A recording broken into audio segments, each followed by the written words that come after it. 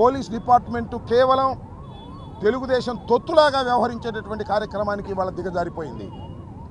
YCP office మీద హిందూపురంలో దాడికి అసలు కారణం ఏమిటి? ఎందుకు దాడి చేశారు? ఎస్, రాజకీయ విమర్శలు చేశాం. మా పార్టీకి సంబంధించిన వ్యక్తులు హిందూపురం ఉన్నటువంటి శాసనసభ్యుడైనటువంటి బాలకృష్ణ గారి మీద రాజకీయమైన విమర్శలు చేశాం. రాజకీయమైన విమర్శలు చేస్తే దాడులు చేస్తారా అని అడుగుతా ఉన్నా. మరి బాలయ్య గారు చేసినటువంటి విమర్శలు, బాలయ్య శాసనసభలో ఎవరిని ఏమన్నాడో మీరు చూశారు. మా నాయకుడైనటువంటి జగన్మోహన్ రెడ్డి గారిని, రాష్ట్ర ముఖ్యమంత్రిగా 5 సంవత్సరాలు పనిచేసినటువంటి జగన్మోహన్ రెడ్డి గారిని సైకోగాడు అని అన్నాడా లేదా?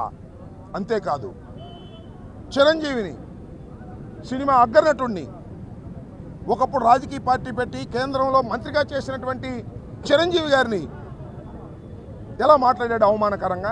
ఆయన మాట్లాడొచ్చా? శాసనసభలో మాట్లాడొచ్చా? ఎందుకు మాట్లాడాడంటే మాకు అర్థమవుతుంది ఏంటంటే మ్యాన్షన్ హౌస్ తాగి మాట్లాడాడు. అంటే మ్యాన్షన్ హౌస్ తాగిపోతులను కూడా శాసనసభలోకి ఎంట్రన్స్ ఇస్తున్నారు ఇవాళ ఉన్నటువంటి కూటమి ప్రభుత్వం.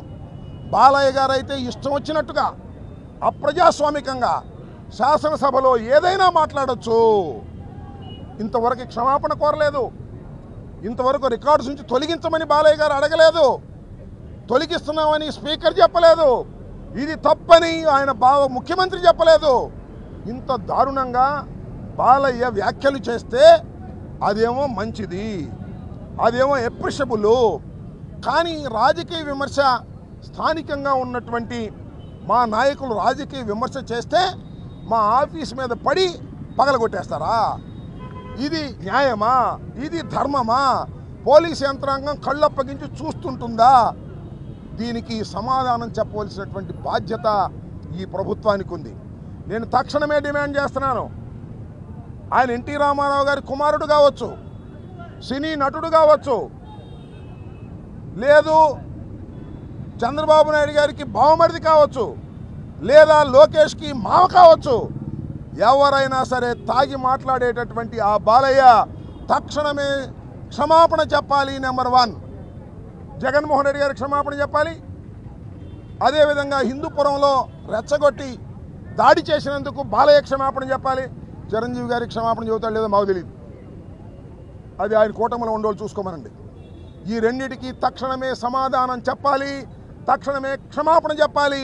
చెప్పేంతవరకు వైఎస్ఆర్ కాంగ్రెస్ పార్టీ సహించదని కూడా ఈ సందర్భంగా నేను మనవి చేస్తున్నాం.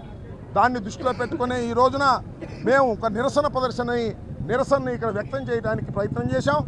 ఇప్పటికైనా గమనించాలి కూటమి ప్రభుత్వం. ఇలాంటి దారుణమైనటువంటి అంశాలను ప్రోత్సహిస్తున్నటువంటి చంద్రబాబు నాయుడు గారు తక్షణమే కళ్ళు తెరవాలని కూడా ఈ సందర్భంగా నేను చెప్పదలుచుకున్నాను, వారిని డిమాండ్ చేయదలుచుకున్నాను.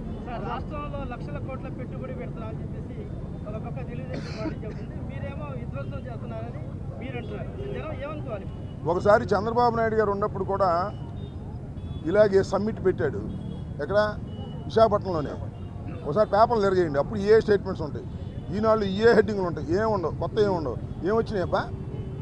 ఇవన్నీ ఊరినే డాబుసరి వ్యవహారం చేసి స్టేట్మెంట్లు ఇచ్చి ఈనాడులోను ఆంధ్రజ్యోతిలోను మీరు ఒకసారి చూడండి. అప్పుడు చంద్రబాబు సమ్మిట్ వైజాగ్లో చేసినప్పుడు, అంటే 2014-19లో ఉన్నప్పుడు సమ్మిట్ చేసినప్పుడు, మొన్న చేసిన సమ్మిట్ చేసినప్పుడు పత్రికలు ఒక పక్కన పెట్టి చూడండి, అంతే ఉంటాయి సేమ్. ఏం పగలు తీసాడబ్బా అప్పుడు చెప్పండి, నాకు అర్థం కాల. ఇవన్నీ కూడా ఎన్ని వేల మందికి ఉద్యోగాలు ఇచ్చారు చెప్పండి. ఇవన్నీ బూటకం. అదేదో పాపం ఎవరో నీలాంటి విలేకరు ఇట్టాగా అడిగాడు. దేని గురించి? స్టీల్ ఫ్యాక్టరీ గురించి. వాళ్ళ మీద విసుగుపడ్డాడు.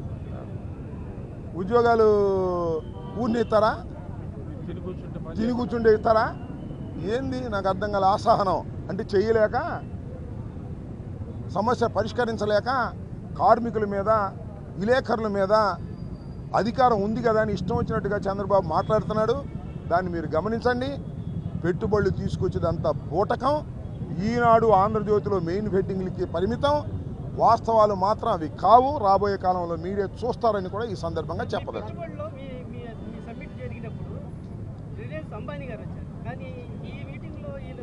చాలా చిత్రం అండి. నేను చెప్పేది అసలు మీరు ఒకటి గుర్తుపెట్టుకోండి. నేను అన్నగాని ఒక మాట చెబుతా, ఎవరు వచ్చినా ప్రభుత్వాన్ని పోడాల్సిందే. అప్పుడు పొగిడారు, ఇప్పుడు పొగిడారు. వాళ్ళు ఏదో పెట్టుబడులు పెట్టడానికి లాభాల కోసం వస్తారు. వ్యాపారస్తులు, అది వాస్తవం. దానికి ఏమైనా ఉద్యోగాలు వస్తాయేమోనని మనం ఆశిస్తాం. చంద్రబాబు నాయుడుదంతా కూడా బూటకం డూబు తప్ప వాస్తవాలు కావు. మరొకసారి మీరు ఇంకో నెలలో ఇంకొక సంవత్సరంలో ఎన్ని పెట్టుబడులు వచ్చినాయో వాళ్ళు చెప్తారు, తొందర ఏమవుతుంది.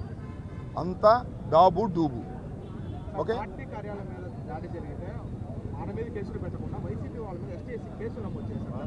చాలా దురదృష్టకరం. ఇప్పుడు హిందూపురం ఆఫీస్ మీద దాడి చేసింది ఎవరు? మేమా?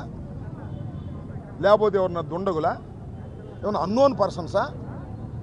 బాలయ్యగా ప్రోత్సహించింది? బాలయ్య ఊళ్ళోనే ఉన్నాడు. ఆ మ్యాన్షన్ హౌస్ బాలయ్య ఊళ్ళోనే ఉన్నాడు. ఊళ్ళో ఉండి వాళ్ళకు కూడా మ్యాన్షన్ హౌస్ ఇచ్చినట్టు ఉన్నాడు. వెళ్ళి దాడి చేశారు, కేసు పెట్టరండి. మామూలు మీద కేసు పెడతారు, ప్రశ్నించిన వాళ్ళ మీద కేసు పెడతారు, మమ్మల్ని లోపలేస్తారు. మా వాళ్ళు అందరూ కూడా అక్కడ ఉన్నటువంటి నాయకులు వెళుతుంటే ఊరేగింపుగా వాళ్ళని అరెస్ట్ చేస్తారు. పోలీసుల పని ఏంటంటే మా మీద దాడులు జరుగుతుంటే చూస్తూ ఊరుకోవడం, ఇంకేదైనా ముదిరితే మా మీద కేసులు పెట్టడం. శాసనసభలోకేమో మ్యాన్షన్ సాగిన వాళ్ళు ఎలవ్ చేయటం. నేను చెప్పా అంతకుముందు కూడా, అక్కడ దాని పేరేంటి, అసెంబ్లీలో పెట్టాలి. ఇదేది మన టెస్ట్ ఉంటుంది కదా, ఎనలైజర్స్ టెస్ట్ పెట్టాలి. ముఖ్యంగా బాలయ్యకి పెట్టాలి. పెడితే ఆయన తాగి వచ్చాడో లేదో రాత్రి దిగిందో లేదో తెలిసింది. ఇలా అరాచకాలు సృష్టిస్తున్నారు ఈ రాష్ట్రంలో. బాలయ్య అదే జై బాలయ్య అని కొడతారా? బాలయ్య ఏమో చాలామందిని కొడతాడు, వీళ్ళేమో జై బాలయ్య అని దేశం అంతా కొడతారు. మనమేమో నోట్ లేదు చూస్తా కూర్చోవాలి, లేకపోతే దాడులు చేస్తారు. ఏంది నాకు అర్థం కాల. అంటే ప్రభుత్వం ఉందని, నీ బావ ముఖ్యమంత్రిని, నీ అల్లుడు మంత్రిని, మీ నాన్నగారు మాజీ ముఖ్యమంత్రి అని, మా తాత నేతుల దగ్గర మా మాతులు వాసన చూడమన్నారు. నీ దగ్గర వాసనే లేదు. మీ నాన్నగారు బాగా చేశాడని నీ వాసన చూస్తే నీ దగ్గరేమో మ్యాన్షన్ హౌస్ వాసన వస్తుంది. నువ్వు ఇవాళ ఇంత అరాచకానికి పాల్పడి ఏదో సినిమాటిక్గా మీరు దాడులు చేయటం అనేది చాలా దురదృష్టకరమైనటువంటి అంశం. దీన్ని వైఎస్ఆర్సీపీ ఖండిస్తుంది. తప్పనిసరిగా దీని మీద చర్య తీసుకోకపోతే మా ఉద్యమం కొనసాగుతుంది. పోలీసు యంత్రాంగం కూడా, డీజీపీ, ఆయన మహానుభావుడు డీజీపీ ఉన్నాడు, ఆయన మా ఫోనే ఎత్తాడు. మా ఫోన్ బ్లాక్ చేసాడు. నా ఫోను తెలుసా మీకు? చేసి నాకు ఇసుగు పుట్టింది, బ్లాక్ వేసాడు. అది పోలీసు వారి పరిస్థితి. ఎస్పీలు ఫోన్ ఎత్తారు, సీఏలు అడ్డం వచ్చి మీదకు వస్తారు. ఇది పోలీసు వ్యవస్థ. ఎన్నాళ్ళే మీ పోలీసు వ్యవస్థ, మీ వ్యవహారం ఎన్నాళ్ళు ఉంటుంది? ఈ ప్రభుత్వం కలకాలం ఉంటుందా? పోలీసులు మీ డ్యూటీ మీరు చేయండి, అంతేగాని మీరు తెలుగుదేశం గుండాల్లాగా వ్యవహరిస్తే ఎట్లా? అంటే అందరినీ అంటల్లా, చాలా మంచి పోలీస్ ఆఫీసర్లు కూడా ఉన్నారు. ఇవాళ ఇక్కడ జరిగిందండి, ఏమన్నా పడుచుకున్నారా? 2 రౌండ్లు వేసాం. మొన్న వస్తుంటే అడ్డం పెట్టేశాడు ఒక ఆయన, పోలీస్ ఆయన మన లోకేష్ గారి బంధువు అంట. అడ్డం పెట్టేశాడు, మొత్తం బ్యారికేడ్స్ నెట్టాల్సి వచ్చింది. ఇక అంబటరాంబాబు బయలుదేరితే బ్యారికేడ్లు నెట్టుకోవటమే ఇంక నేను ఏంది నాకు ఈ కర్మ, నాకు అర్థం కాల. ఒక నిరసన ప్రదర్శన చేసాం, వెళ్ళిపోతున్నాగా, మీతో మాట్లాడుతున్నాం కదా, ఇది ప్రజాస్వామ్య పద్ధతి. బ్యారికేడ్లు అడ్డం పెడితే తొయ్యాలి మేము అందరం కలిసి. నాకు బ్యారికేడ్లు అడ్డం పెడతాడు ఒక ఆయన వచ్చి, అదేమంటే మా లోకేష్ మా బంధువు అంటాడు. ఏం చేసిందట్టు నేను అర్థం కాల. అందరినీ బంధువులు పెట్టుకున్నట్టున్నారు. మొన్న అమ్మాయి చేసింది, ఏమన్నా బ్యారికేడ్లు అడ్డం పెట్టారా? అంబటరాంబాబుగా బ్యారికేడ్లు, ముసలోని లేపలేను అనుకుంటున్నారేమో. మీ డీజీపీ వచ్చి బ్యారికేడ్ పెట్టి లేకపోతే మారేస్తారు, నా వెనకాల జనం ఉన్నారు. అది గుర్తుపెట్టుకోమని ఈ సందర్భంగా చెప్పదలుచుకున్నాను. నా దూకుడు ఎక్కువ కాలేదా మొగడ? నేను దూకాల్సిన పరిస్థితులు తీసుకొస్తున్నారు, అది నా పాయింట్. నా దూకుడు ఎక్కువ కాల, నేను దూకాల్సిన పరిస్థితి వచ్చింది నాకు. వాళ్ళు అట్లా నెడుతున్నారు నన్ను, అది మీరు అర్థం చేసుకోవాలని కోరుతున్నా. నాకేమీ దూకుడు ఎక్కువ కాలేదు, కోపం ఎక్కువ కాలేదు. నేను చాలా వృద్ధుణ్ణి, అయినా సరే నన్ను అనివార్య పరిస్థితుల్లో తిరగబడే విధంగా చేస్తున్నారు. దానికి కారణం పోలీస్ యంత్రాంగం తప్ప నేను కాదు. నేను పూర్తి ప్రజాస్వామ్యవాదిని, చట్టాన్ని గౌరవించే వ్యక్తిని. ఓకే.